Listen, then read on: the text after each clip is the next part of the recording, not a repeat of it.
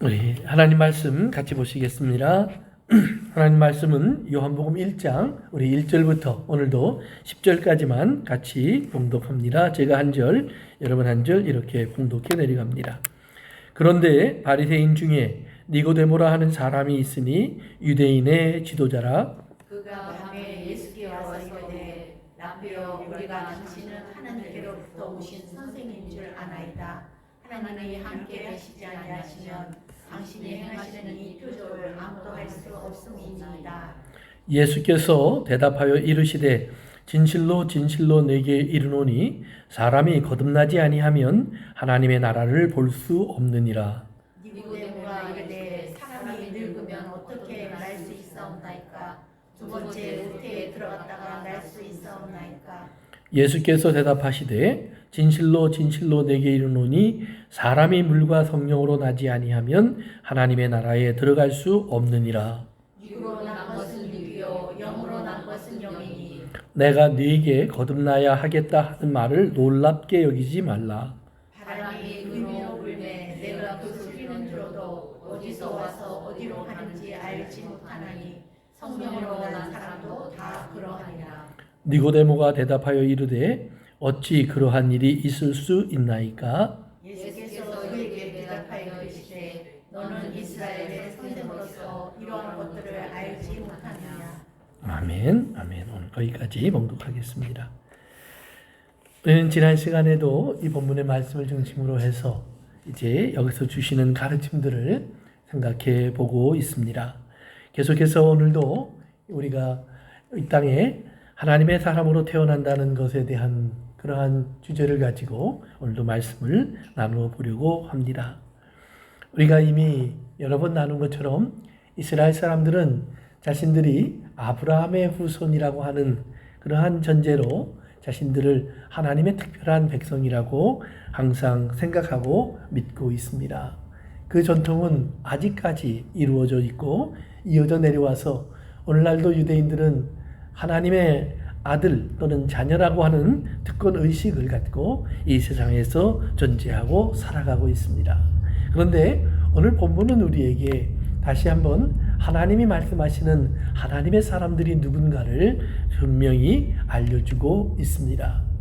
재미있는 것은 예수님께서 유대인의 명절인 유월절 바로 예루살렘으로 올라가서 유월절이라는 명절을 함께 지내면서 많은 일을 행하셨다라고 성경이 표현합니다. 유월절은 유대인들에게 특별한 의미가 있는 명절입니다. 그것은 그들이 애굽에서 포로로 이제 노예가 되어서 400여 년을 살고 있을 때 하나님께서 모세를 통해 유대인들을 건져내신 사건으로 시작된 이스라엘이라는 나라의 시작의 사건이기 때문입니다. 유월절은 그렇기 때문에 이스라엘에게는 마치 생일과 같은 날입니다. 자신들이 비록 아브라함을 통해서 하나님이 약속하셨고 이삭, 야곱으로 이어지는 이야기들이 있었지만 그때까지는 그 이야기는 한 사람의 이야기, 한 가족의 이야기에 불과했습니다. 알고 있는 것처럼 이스라엘이 애굽으로 처음 들어갔을 때의 숫자는 그저 70여 명에 불과했습니다. 그러나 400여 년의 시간이 지나면서 이스라엘은 놀라울 정도로 많은 숫자로 성장하게 되었습니다. 20대 이상 군대에 나가 전쟁에 참여할 수 있는 사람의 숫자가 60만 명이 넘어가는 그러한 커다란 한 민족을 이루게 됩니다. 그리고 그들이 너무 빨리 성장하고 숫자가 많아지니까 애굽에서는 그들이 성장하는 것이 두려워 산의 아이가 태어나면 죽이거나 강에 던져놓는 일까지 일어날 정도로 이스라엘의 성장은 무섭게 늘어나고 있었습니다.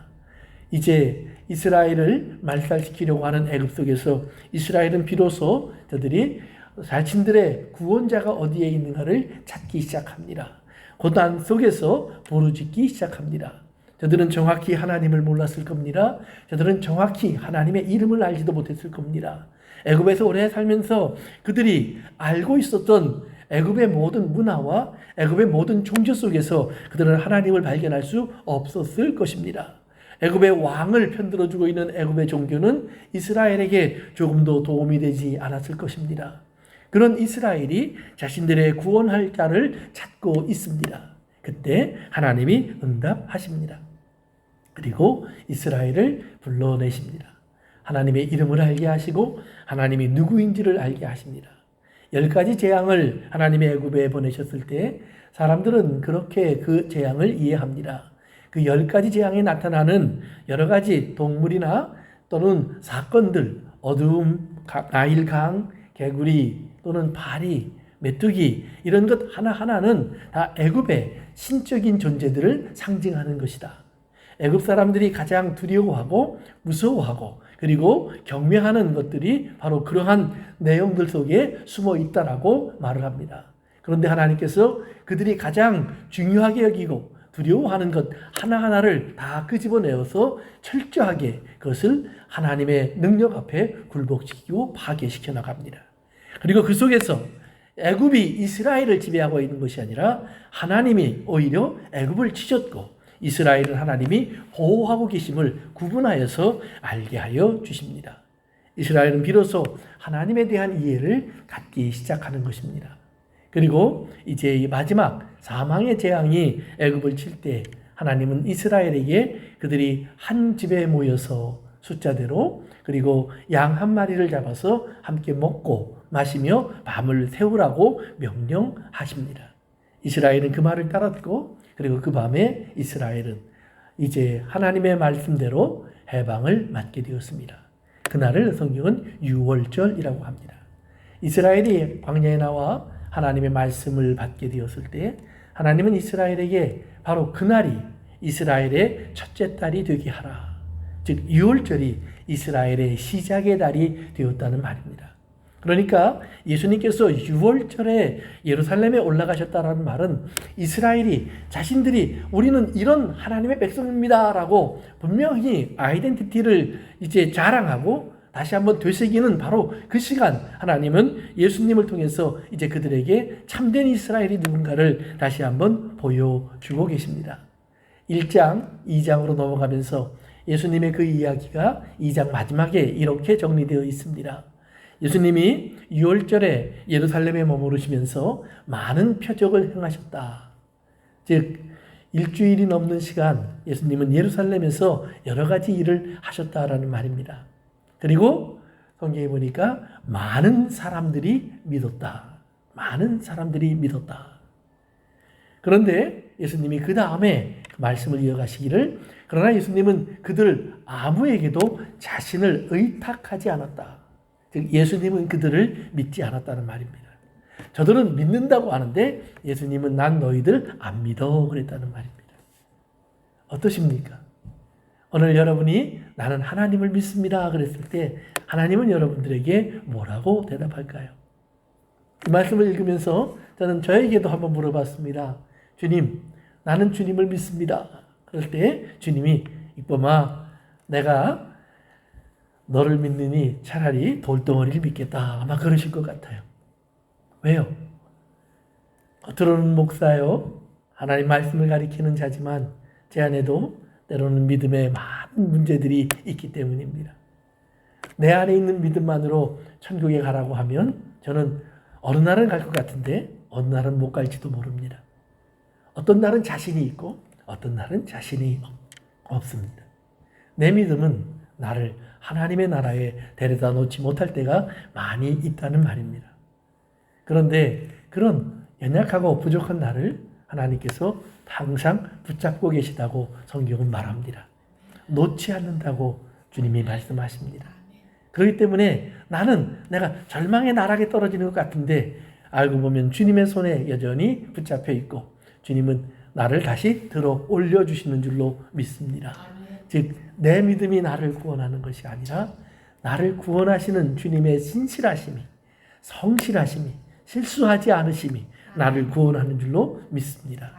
그래서 주님은 모든 사람을 아시기 때문에 누구에게도 자신을 의탁해 놓지 않으십니다. 그리고 그 다음에 그렇게 말씀하십니다. 성경은 주님은 사람의 마음을 아신다. 사람의 속을 아신다. 주님을 믿지 않는 이유는 바로 그것입니다. 우리 속에 어떤 것이 있는지 안다는 말입니다. 변화가 있는지 변덕이 있는지 또는 깨달음이 있는지 또는 질문이 있는지 의심이 있는지 또는 욕심이 있는지 더러운 것들이 있는지 주님은 너무나 잘 아신다는 말입니다. 그리고 나서 3장 1절에 이렇게 시작이 됩니다. 예수님을 찾아온 한 사람을 이렇게 소개합니다. 그런데 바리새인 중에 니고데모라 하는 사람이 있으니. 유대인들은 사람 중에서 자신들을 특별하다고 여기고 있습니다. 그런데 예수님은 계속해서 유대인들을 너희도 사람이다 라고 말하고 계시다는 말입니다. 즉 나는 특별하다, 나는 별난 사람이야, 나는 대접받아야 되는 사람이야, 나는 뛰어난 사람이야 이렇게 말을 하고 있는데 예수님은 아니야, 너도 똑같은 사람이야. 이 사람이라는 말을 구약에 나오는 우리가 아는 말로 바꿔놓으면 너도 아담이야 그 말입니다. 아담이야. 아담 중에 니고데모라 하는 사람이 찾아왔다는 말입니다. 그는 자칭 유대인의 지도자였습니다. 지난주에 이미 말씀드린 것처럼 사내들인의 한 회원이었다는 말입니다. 그리고 저가 주님께 와서 질문을 던집니다. 주님, 이런 표적을 보니 주님은 하나님께로부터 온 것이 분명합니다. 우리가 다 그렇게 압니다. 그리고 나서 이 표적을 행하는 그것은 하나님이 보내신 사람이 아니면 아무도 할 수 없습니다. 그들은 표적을 보았기에 안다라고 대답합니다. 그런데 주님이 3절에 재미있는 말씀을 하십니다. 예수께서 대답하여 이르시되 진실로 진실로. 이것이 2번 나온다는 말은 아주 중요하다는 말이라고 그랬죠. 그러고 나서 내게 이르노니 사람이 거듭나지 아니하면, 유대인이 아닙니다. 사람이, 아담이 거듭나지 아니하면 뭐예요? 하나님의 나라를 뭐 할 수 없다? 볼 수 없다. 그들은 표적을 보았다라고 말을 합니다. 보아서 우리는 하나님께로부터 오신 분이 예수님이라 이렇게 믿고 있다라고 말합니다. 그런데 예수님 말합니다. 너희들은 본 것이 아니야. 보았다고 말을 하는데 본 것이 아니라고 말합니다. 왠지 아십니까? 바로 니고데모의 말에 답이 있습니다. 니고데모가 예수님을 랍비어라고 부릅니다. 하나님께로부터 오신 선생님인 줄 압니다라고 말합니다. 예수님을 주요, 그리스도요, 하나님의 아들로 고백하는 것이 아닙니다. 그들이 볼 때에 예수님은 훌륭한 분입니다. 능력이 많은 분입니다. 놀라운 분입니다. 우리와보다 훨씬 더 뛰어나신 분입니다. 그건 다 인정합니다. 그러나 하나님이라고 생각하지 않는다는 말입니다. 즉 예수님을 하나님으로 보지 못한다는 말은 저들이 보지 못하는 상태로 여전히 있다라는 것입니다. 그렇기 때문에 표적을 보고 믿는 것은 아주 위험한 일입니다. 표적 자체는 아무 의미가 없습니다. 예수님을 볼 때까지. 그 표적을 통해서 내가 예수님을 보았으면 그 다음에는 그 표적과 상관없이 예수님은 항상 예수님이셔야 합니다. 근데 문제는 이스라엘은 예수님이 기적을 행할 때는 예수님을 하나님의 사람이라고 말을 했는데 예수님이 힘이 없어 보이고 능력이 없어 보이고 오히려 모함과 그리고 이스라엘의 악한 계략에 포로가 되어서 죽음에 던져지는 연약한 모습을 보더니 다 미련 없이 예수님을 버립니다. 내가 원하는 것을 해줄 수 있는 하나님일 것 같을 때 열심히 믿더니 내가 원하는 것을 할 수 없는 하나님인 것 같을 때 가차없이 예수님을 떠났다라는 말입니다. 그렇기 때문에 예수님은 그런 사람들의 믿음은 믿지 않는다는 것입니다. 오히려 예수님을 부인했고 무서워서 숨었던 예수님의 제자들이었지만 저들이 물과 성령으로 거듭나는 하나님의 은혜를 경험하게 되는 그들이 되었을 때 주님은 그들에게 온 세계를 맡기셨습니다. 모든 사람들을 맡기셨습니다. 갑자기 베드로가 하버드 대학을 졸업한 사람이 된 것도 아니고 마태가 박사가 된 것도 아닙니다. 누가가 재벌이 된 것도 아니고 바울이 이 세상에 그 무엇보다 뛰어난 그런 천재가 된 것도 아닙니다.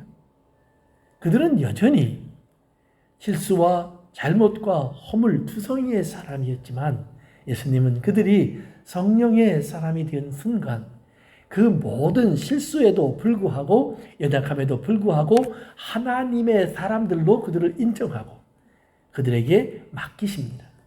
주님이 요한복음 마지막 장에서 베드로에게 맡기신 말이 그렇게 나와 있습니다.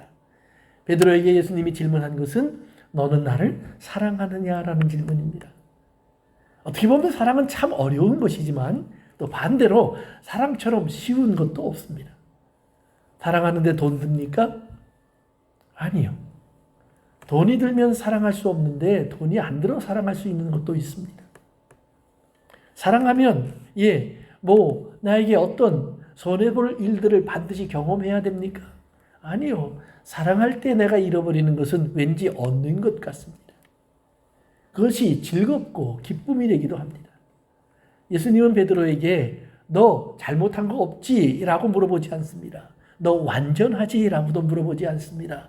넌 실수 안 하지? 라고도 물어보지 않습니다. 너는 성경을 100번 읽었지? 라고 물어보지도 않습니다. 너 나 사랑하지? 라고 물어봅니다. 그때 베드로의 마지막 대답이 뭐였어요? 내가 사랑하는 것을 주님도 아시잖아요. 참 재밌지 않습니까? 알면서도 또 물어본다는 말입니다. 뭐는? 사랑은. 우리가 서로 사랑하는 사람들이 자주 물어보는 것 중에 하나가 바로 그것입니다. 나를 사랑하는가?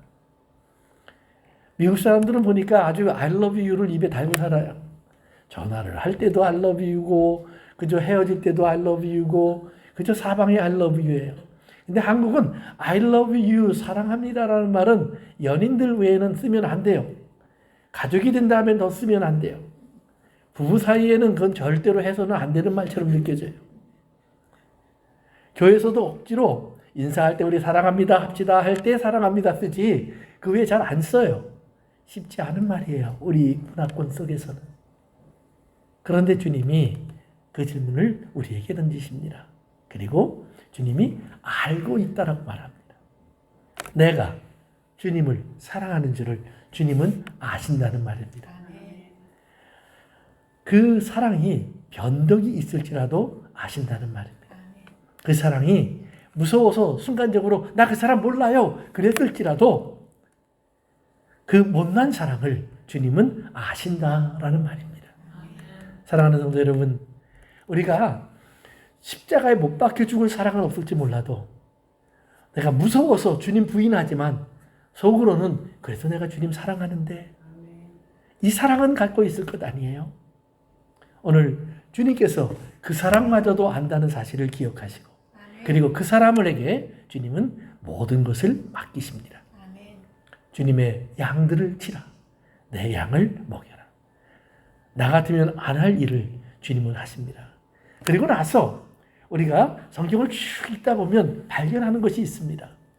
그 부족하고 허물 많은 사람들이 어떻게 하나님의 양들을 치는지, 하나님의 어린 백성들을 키워내는지, 어떻게 하나님의 교회를 세워가는지 놀랍지 않아요?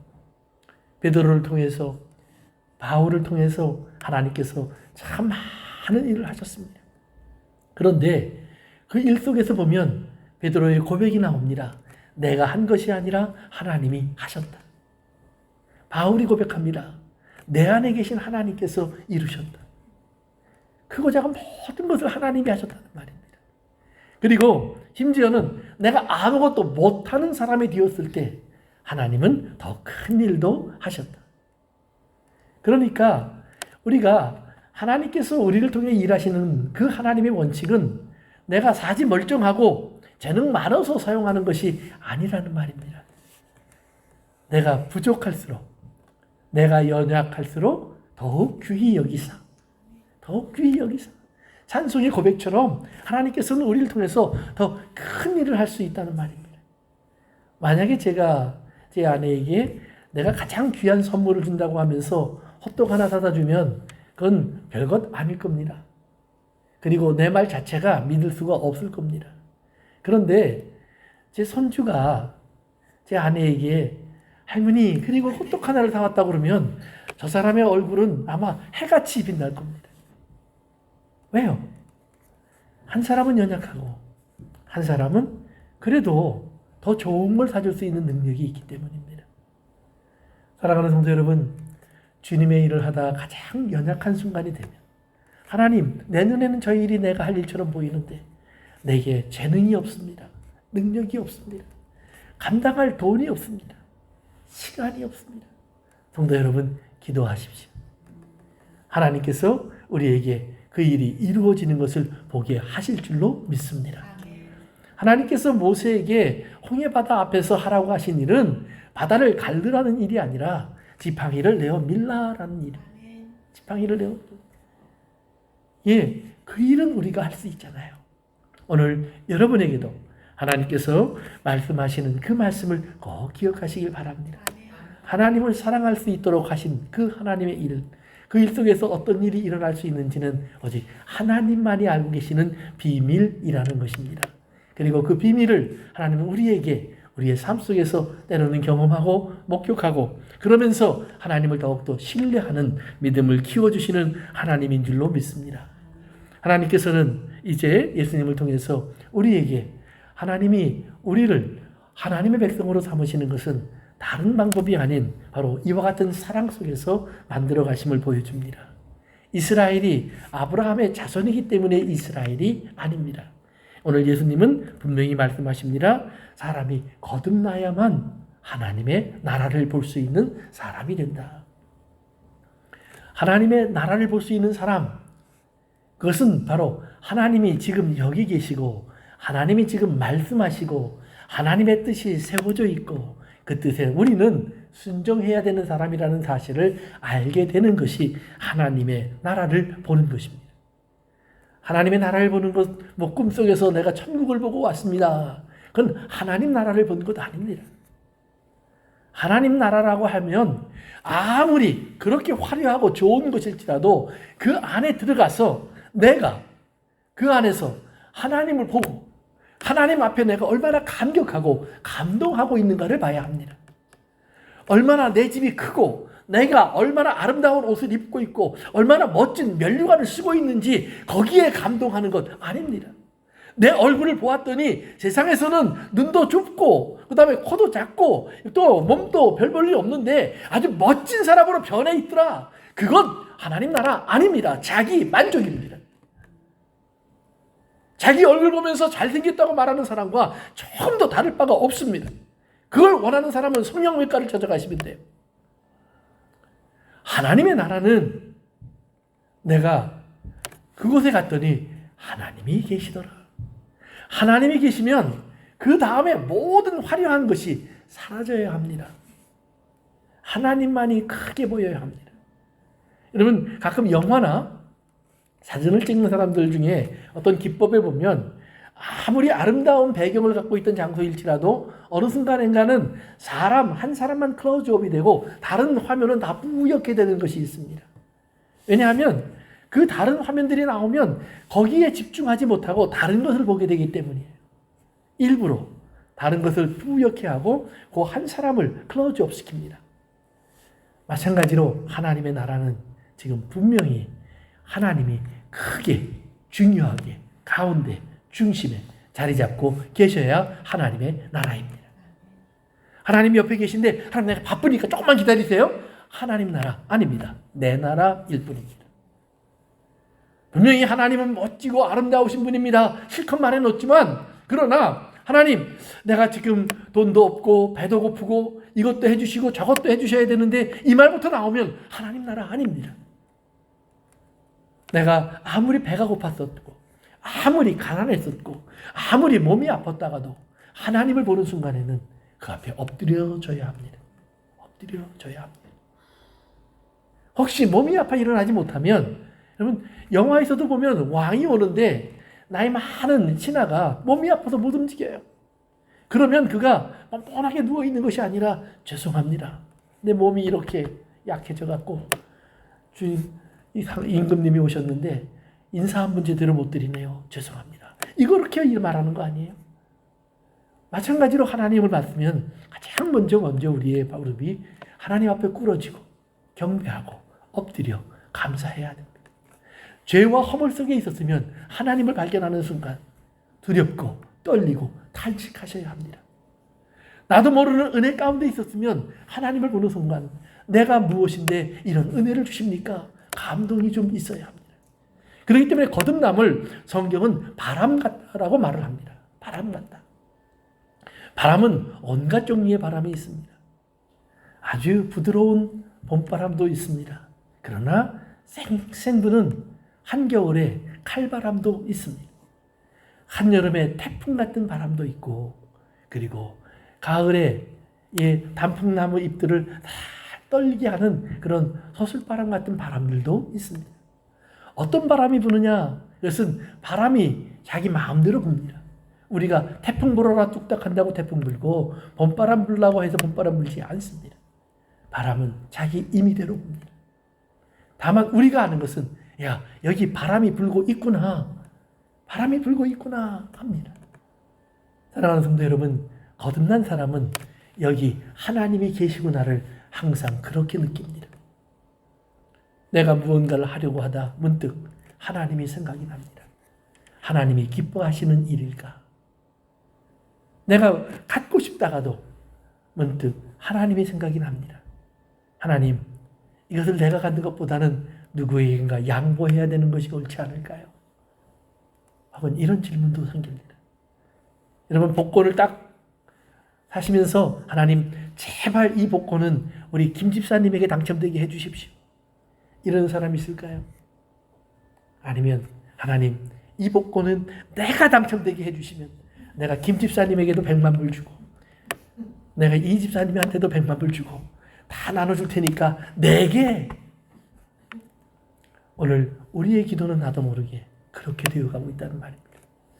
그런 내 마음속에 하나님이 어느 날 문득 다가오셔야 합니다.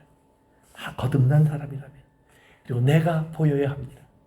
어떨 때는요, 바람이 불려고 해도 꽁꽁 막아놔서 바람이 나에게 접근하지 못합니다. 그러면 하나님이 벽을 뚫고서라도, 창을 뚫고서라도 내 안에 그 바람을 들여보내십니다. 다윗이 범죄하고 죄 속에서 하나님을 잊고 있을 때 하나님이 하신 말씀을 잘 기억해 보십시오. 하나님은 선지자를 보냈습니다. 그리고 선지자를 통해 하나님의 말씀을 전하십니다. 선지자가 전하는 말을 듣고요, 다윗이 그런 나쁜 놈이 있나? 그렇게 대답을 합니다. 그 놈이 누군지 이름, 주소, 장소를 알려달라고 말합니다. 당장 요절을 내겠다고 말합니다. 그런데 나단이 다윗을 보면서 말합니다. 당신입니다. 당신입니다. 그 순간 다윗이 받았을 충격을 생각해 보십시오. 저놈이 사람들 앞에서 나를 망신 주는구나. 하나님을 모르는 왕이라면 그랬을 겁니다. 그런데 그 순간 다윗은 자기가 바람을 막아놨던 것들을 깨달았습니다. 산산이 깨어졌습니다. 그리고 하나님이 문 앞에 서 있는 것을 보게 됩니다. 성경은 말합니다. 다윗이 왕의 옷을 벗고 왕관을 내려놓고 재를 뒤집어 쓰고 보좌에서 내려와서 잿더미 위에 앉아서 저가 울고 탄식하기 시작했다. 다윗의 표현으로 말하면 침대가 자기 눈물 때문에 둥둥 떴다고 말합니다. 그런 거짓말이 성경에 써 있습니다. 분명히 거짓말일 겁니다. 그러나 그만큼 울었다는 말입니다. 그만큼 많이. 죄 때문에 하나님 보기가 미안한 적이 없습니까? 분명히 내가 잘못했는데 하나님 보는 게 조금 더 어렵지 않습니까? 거듭난 사람일까요? 좋은 일이 있어서 파티를 하고 잔치를 하는데 참 하다 보니까 문득 하나님이 보이지 않습니까? 그 하나님이 지금 이 잔치에 어디에 계십니까? 가운데 계십니까? 주변의 자리에 앉아 계십니까? 아니면 저 문 앞에 왔다 간 줄도 모르게 하나님은 대문에서 기웃대고 계십니까? 나의 일상에서 하나님은 어디 계십니까? 내 직장에서, 내 일터에서, 가정 속에서, 부부 관계 속에서, 부모와 자녀 속에서, 교우 속에서, 친구 속에서 하나님은 어디 계십니까? 내가 한참 이제 대학을 이제 들어가서 처음 세상을 배우기 시작했을 때 친구들을 만나기 시작했습니다. 근데 그 친구들이 얼마나 좋은 친구들이냐면 돈만 있으면 나에게 술을 사주는 친구들이에요. 그것도 오늘 생각하면 뭐 100불, 200불어치가 아니라 1000불, 2000불어치를 합니다. 자기 주머니를 다 털어서 돈만 생기면 나를 데려다가 술을 먹이는 사람들이에요.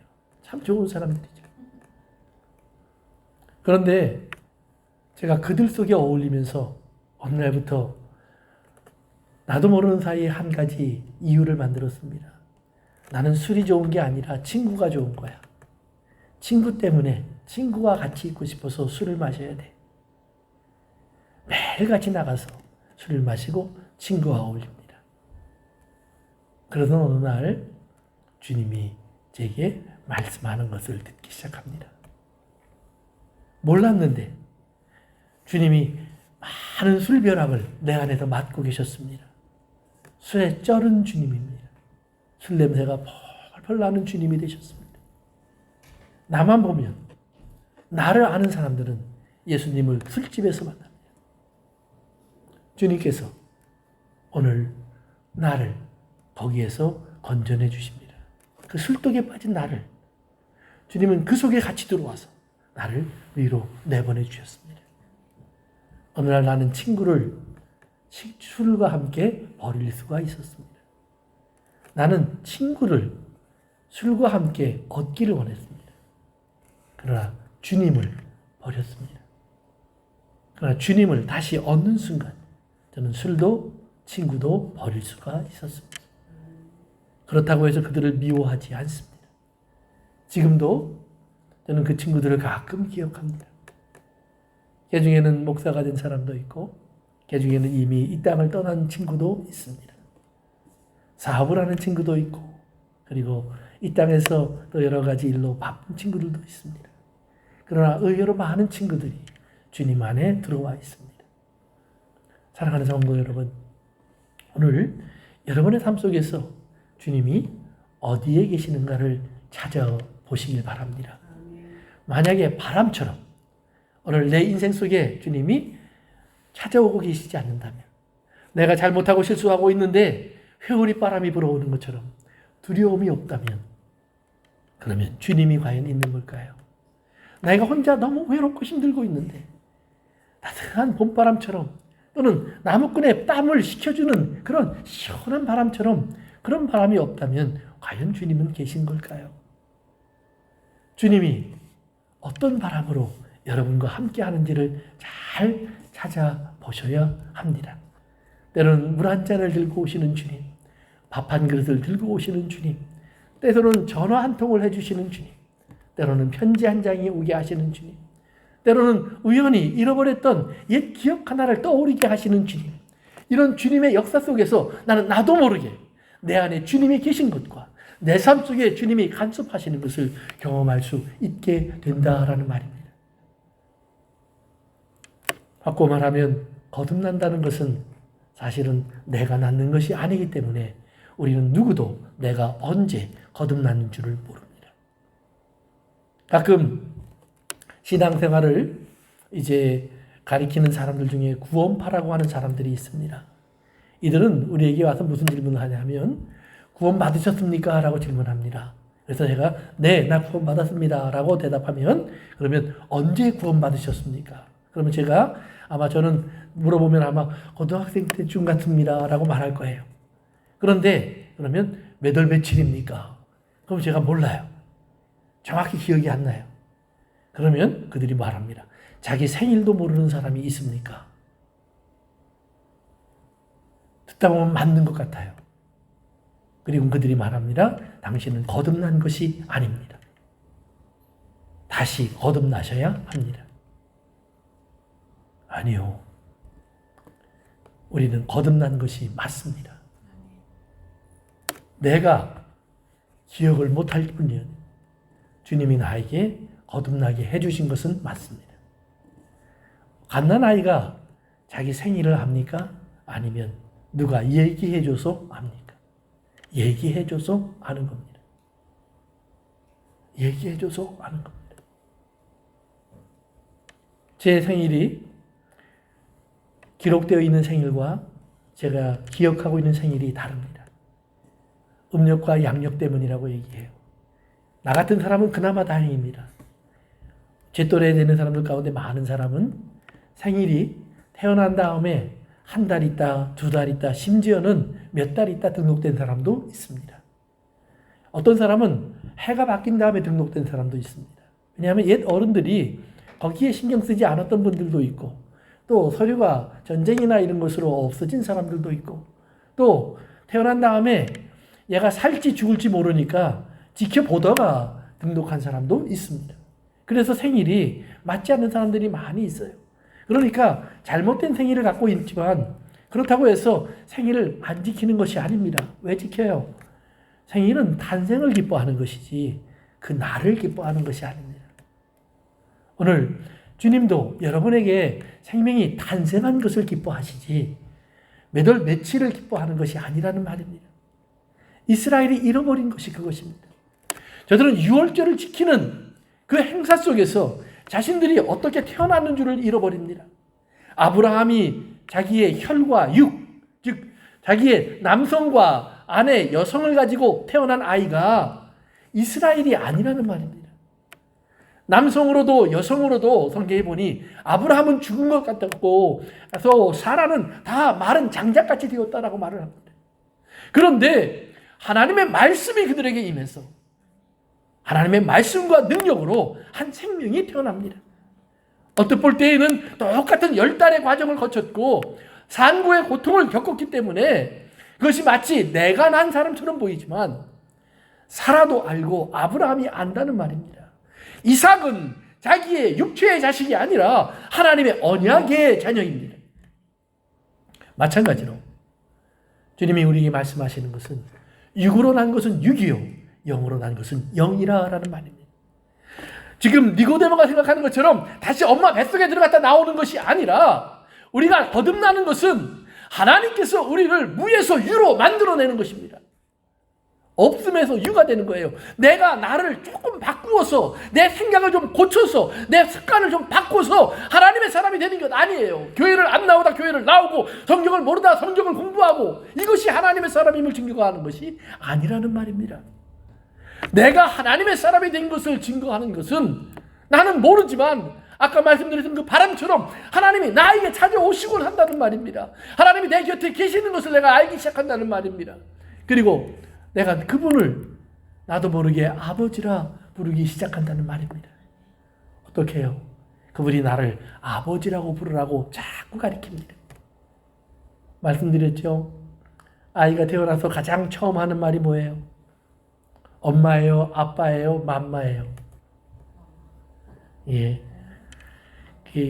엄마들이 아이를 젖을 먹이면서 세뇌를 시켜갖고 아이가 하는 첫 마디를 다 엄마라고 해석을 합니다. 근데 제가 들을 때는 아빠 같기도 해요. 그 첫 마디를 사람들은 그것을 엄마라는 단어로 보통 해석을 합니다. 그런데 그 엄마라는 단어는 전 세계적으로 거의 비슷합니다. 마마, 파파, 맘, 엄마, 마마마마마마마. 즉 아이의 첫 마디는 온 세계 어느 나라 언어를 떠나서 그것밖에 되지 않는다는 말입니다. 소리가 중심이 되는 무언가를 발음하고 있다는 말입니다.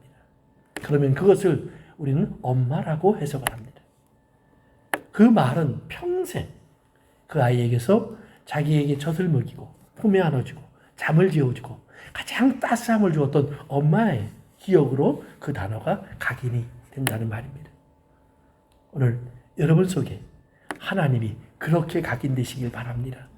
내가 알고 있던 하나님, 공부하고 대학을 다니고 철학을 연구하고 신학을 배우면 알 수 있었던 그런 하나님이 아니라 어머니의 품속에서 아이가 첫 마디를 배우는 것처럼 하나님께서 내게 성령으로 오셔서 가르쳐주는 단어가 있어야 된다는 말입니다. 에스겔서에 보면 하나님께서 물과 성령으로 거듭나는 것에 대한 한 가지 예를 에스겔이라는 선지자에게 보여주십니다. 에스겔서에 보니까 하나님은 선지자를 해골이 잔뜩 깔려있는 골짜기로 데려가십니다. 그리고 물어보십니다. 저들이 살겠느냐? 뭐 상식적인 대답이 아니니까, 그래도 하나님이 보여주셨으니까 에스겔이 말을 그래도 얌전하게 한 것이 하나님이 아시지요 라는 말입니다. 하나님이 또 물어보시고 에스겔은 그렇게 대답합니다. 그러니까 하나님이 그 다음에 말씀하기를, 에스겔아, 영을 명해서, 성령을 명해서 이곳에 바람처럼 불어오게 하라. 에스겔이 하나님의 명령대로 성령이 이곳에 바람처럼 불라고 말을 합니다. 그러자 갑자기 해골들이 움직이기 시작합니다. 뼈들이 맞춰지기 시작합니다. 딸그락 딸그락 소리가 납니다. 그리고 하나님 말씀이 또 떨어지니까 그 다음엔 근육, 살, 털, 그리고 또 하나님 말씀이 떨어지니까 일어납니다. 또 하나님 말씀 떨어지니까 걸어 나오는데 큰 군대와 같다. 저들이 스스로 하나가 되었을까요? 스스로 살을 붙였을까요? 스스로 털이 났을까요? 스스로 일어났을까요? 아니요. 하나하나 다 하나님이 하셨습니다. 그런데 그때부터 그 군대는 매일같이 힘들다고 불평할 겁니다. 사막의 더위가 너무 뜨겁다고 말할 것이고, 목이 마르다고 말할 것이고, 전쟁이 너무 귀찮다고 말할 것이고, 자기가 매일같이 걸어가야 되는 행진이 너무 몸에 부닥친다고 말할 것이고, 여러 가지 불평과 원망이 반복되어 나올 것입니다. 그러나 그들이 기억해야 할 것이 있습니다. 저들이 왜 그 길을 가야 하는지, 왜 그런 모습이 되었는지 그것을 결정하신 것은 하나님이십니다. 그리고 그렇게 만드신 것도 하나님이십니다. 그렇게 나오게 하신 이도 하나님이십니다. 오늘 여러분 속에 하나님이 주시는 생명이 태어나는 것은 절대로 내가 무엇을 해서가 아닙니다. 태어나는 것은 선물입니다. 선물입니다. 내가 태어난 것을 아는 것이 내가 비로소 하나님의 사람인 것을 깨닫기 시작하는 순간이 됩니다. 성도 여러분, 그렇기 때문에 우리가 이 땅에 물과 성령으로 어떻게 태어났을까? 그것은 고민할 대상이 아닙니다. 주님께서 우리에게 거저 주시는 것입니다. 나를 왜 이렇게 태어나게 하셨을까? 사랑하는 성도 여러분, 거기에 하나님의 뜻과 목적이 있음을 믿으시길 바랍니다. 하나님은 야곱을 에서보다 잘나게 태어나게 하지 않습니다. 잘난 사람을 원하는 것이 아니라 하나님은 아버지하고 달려붙을 사람을 원하십니다. 한번 질문해 봅시다. 우리가 잘 아는 탕자의 비유가 있습니다. 탕자의 비유에서 나중에 탕자는 돌아와서 아버지의 품에 다시 안겼고, 큰아들은 아버지가 이제 같이 기뻐하자고 그러니까 입이 마음껏 나와서 불평과 불만만 하다가 이렇게 하나님의 말씀이 끝이 납니다. 그러면 그 큰아들은 천국에 갔을까요? 못 갔을까요? 굉장히 어려운 질문 같지만 아주 쉬운 답이 있습니다. 아무리 잘못하는 아들도 아들입니다. 아무리 문제를 일으키는 아들도 아들입니다. 주님은 거기에서 주님이 너 지옥 갈 거야 라고 말하시는 것이 아닙니다. 큰아들에게 주님이 보여주고 계시는 것은 네가 아들이면 나와 같은 사람이 되어야지 라는 말입니다. 네가 아들이면 네가 나에게서 하나님 왜 나한테 양 한 마리 주지 않으십니까? 왜 내가 잔치 한번 할 수 있도록 이런 기쁜 자리 한번 안 만들어 주십니까? 이것이 아버지가 큰아들에게 바라는 것이 아닙니다. 아버지는 큰아들에게 큰아들다움을 기대하십니다. 큰아들다운 것이 뭐냐 하면 작은 아들이 집을 나가 슬퍼서 기뻐할 수 없는 아버지의 슬픔을 큰아들이 함께 해주기를 원하십니다. 아니, 그럴 거라고 믿고 있습니다. 그렇기 때문에 그 집에 작은 아들이 집을 나간 다음 날부터 잔치가 없습니다. 아버지의 생신잔치도 없고 큰아들의 생일도 없습니다. 그 집에 어떤 즐거운 일이 아무것도 없습니다. 돈이 없는 것도 아니요, 밥이 없는 것도 아니요, 이들이 함께 먹고 마실 수 있는 사람이 없는 것도 아닙니다. 그러나 한 사람이 없습니다. 그 사람이 올 때까지 그 잔치는 시작되지 않는다는 말입니다. 그 사람이 돌아와 잔치가 시작되는 날, 이제 아버지는 작은 아들이 돌아왔기 때문에 우리 가족 모두가 기뻐할 일이 생겼다는 말이지, 작은 아들만 기뻐하라는 말이 아니라는 말입니다. 그런데 큰아들이 그걸 깨닫지 못합니다. 그러면 다시 그 집은 기다림이 시작될 것입니다. 작은 아들은 적어도 아버지에게 잔치를 열자라고 말하지 않을 겁니다. 축배를 들려고 하다가도 그 잔을 내려놓고 형님 오실 때까지 기다리죠. 형이 올 때까지 기다리죠. 어느 날 하나님은 진짜 형의 모습을 보여줍니다. 우리가 알고 있던 형, 바리새인 같은 형이 아니라 우리에게 와서 아버지의 마음을 잘 아는 형, 십자가를 지면서 우리의 죄를 대신해서 아버지에게 아버지 잃어버린 동생을 찾았습니다 라고 말할 수 있는 그 형을 우리에게 보내주실 줄로 믿습니다. 그리고 그 형이 먼저 우리를 데리고 아버지에게로 가는 형인 줄로 믿습니다. 우리가 들어오는 것을 기다리고 있다. 어서 오너라라고 환영해 줄 형인 줄로 믿습니다. 그리고 함께 어울려 먹고 마실 즐거움을 준비하는 분일 줄로 믿습니다. 사랑하는 성도 여러분, 오늘 우리는 거듭남을 잘 이해해야 합니다. 거듭나는 것은 절대로 착하기 때문에, 열심히 하기 때문에 아닙니다. 뛰어나기 때문에도 아닙니다. 모자람 상관이 없습니다. 부족함 괜찮습니다. 배운 것이 없는 것도 괜찮습니다. 돈이 없어도 문제가 없습니다. 교회 나오면 부담만 될 텐데요, 상관없습니다. 사랑하는 성도 여러분, 여러분 속에 거듭남을 주시는 것은 하나님의 뜻입니다. 오직 하나님만이 결정하십니다. 그리고 하나님 말씀하시기를 내가 너를 택해놓고 후회한 적은 한 번도 없다. 날 보면서 하나님은 후회하지 않으셨다고 말합니다. 여러분에게도 똑같은 말씀을 들려주셨을 줄로 믿습니다. 그것이 하나님의 사랑입니다. 그리고 하나님은 이제 여러분이 돌아오셨을 때 여러분을 통해서 하나님은 하나님의 사랑의 일을 완성시켜 가십니다. 하나님이 얼마나 기뻐하시는지를 보게 하시고 하나님의 기쁨이 이제는 우리의 기쁨이 될 수 있도록 우리 안에 그 기쁨을 담아 주실 줄로 믿습니다. 여러분, 거듭난다는 것은 바람과 같은 것입니다. 우리는 그 바람이 어디서부터 온 줄은 모르지만 내게 와 있는 것을 느끼는 것처럼 이제 거듭남을 확인할 수 있는 여러분과 제가 될 수 있기를 주의 이름으로 축원합니다. 다음 주일은 믿음에 대한 말씀을 전해드리겠습니다. 같이 기도합니다.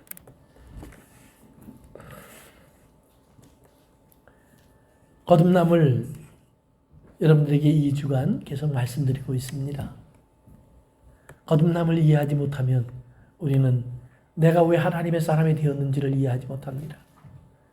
노력하기 때문에, 애쓰기 때문에, 달리기 때문에, 무언가를 하기 때문에, 착하기 때문에 아닙니다. 다 내려놓으십시오. 어린아이같이 태어나는 것입니다.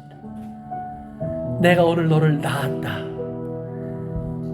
내가 오늘 너를 낳았다. 해산의 수고도 하나님, 잉태도 하나님, 나를 지으시는 것도 하나님이 하셨습니다. 그러면 내가 그렇게 태어난 것을 어찌 않아요? 말씀드렸잖아요. 바람을 느껴보세요. 하나님의 바람을 느껴보세요. 성령의 바람을 느껴보세요. 은사가 내 입술에서 나타날 수도 있습니다. 하나님의 뜻이 내 마음속에 느껴질 수도 있습니다. 때로는 눈물로, 때로는 감사로, 때로는 찬송으로, 때로는 기다림으로 나타날 수 있습니다. 하나님의 성령이 내 안에 계시기 때문에 나를 돌아가게 하는 그곳이 있습니다. 내가 부르고 싶은 그 이름이 있다는 말입니다. 거듭남을 의심하지 마십시오.